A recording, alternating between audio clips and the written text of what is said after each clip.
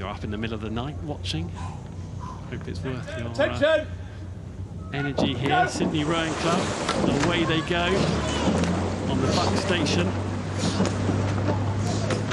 Let's have a watch. It looks like a very sharp start from Vesta on the Berkshire Station. It does, but Sydney there, they see their blades are coming down, they're looking quick and clean. This is a very fast crew, we believe, who's come in for the regatta, so I'm excited to see how they deal with this first part. Vesta are going to have to sit with them. They know that they've got a crew that have come here who've won in their home championships, but have they managed to bring their speed internationally? As Vesta Rowing Club in the crimson and black. It's amazing how they could get so much energy and speed into the boat so quickly. Within a couple of strokes, they seem to be going at a really good lick. Yeah, and Coach James Cracknell, we're watching that. He's been masterminding the Vesta programme for the last couple of years, so he'll be there, I'm sure, on the umpire's launch behind, watching his men in this event. Challenging draw, isn't it? Competitive on this. Sydney Rowing Club, they're going to travel all the way across the world for an early exit, as there'll be a good crew. Tess Harris, the Cox. Yeah, interesting, this Sydney Rowing Club, you know, it's been unbeaten in the Open Aids at home, so let's see how they go here. And some good Henley experience amongst them. You know, Torren Olsen, he's already done 4 previous Henleys, and others have done 3, 2 and 1. Yeah, there's a lot of experience in there, considering how far they have to travel. They must like it, mustn't they? Yeah. It's a lot of air miles. Good on them. Look at that. Temple Island, Hambledon Valley.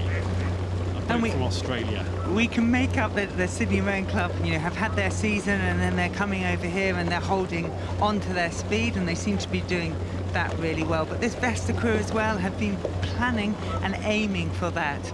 And one of their athletes, Dominic Skeet, has been actually training away from the squad. He's been on an offshore oil rig. I spoke to James Cracknell about that in the lunch tent yesterday, just to check that that was indeed true, because it felt quite a different way to be training. But yes, he'd used the 12 to 14 hours that he wasn't working to train, and then came back and he's got himself into this Vesta Rowing Club boat. It must be difficult to be dropped back into a seat in the middle of an 8. Yeah, really interesting, isn't it? But he won't be. He will be used, I think, to the heat, because I think he's been doing ergos training on that oil rig. So one imagines that was quite an experience also.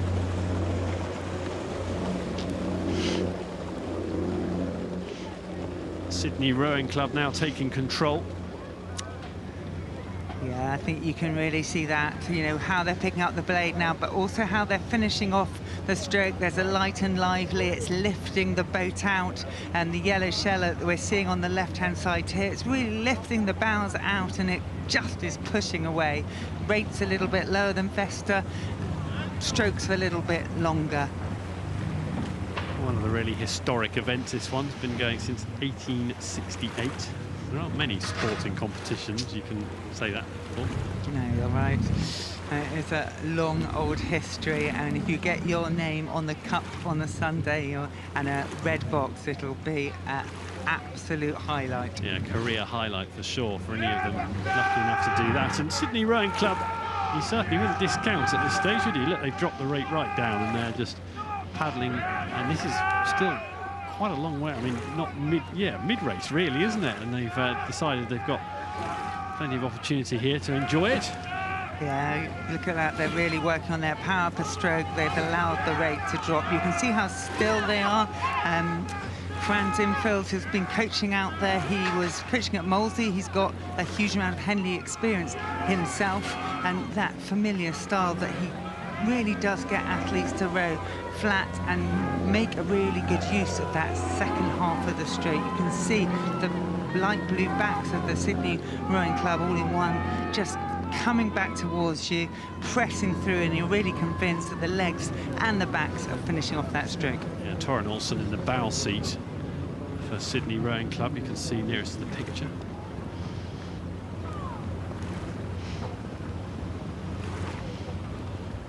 Looks like a very controlled performance.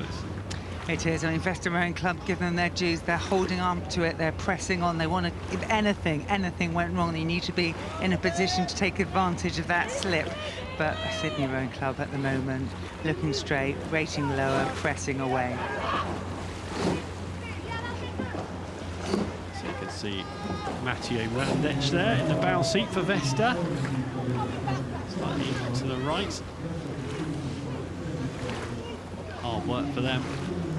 In front of stewards, and that's the lead. If they turn that round, that would be spectacular. Yeah, huge commitment by these men, though. They're pressing it on, they're pushing it, they are giving it absolutely everything as they come into the stewards' enclosures. They will be going into the blackness to hold on to this.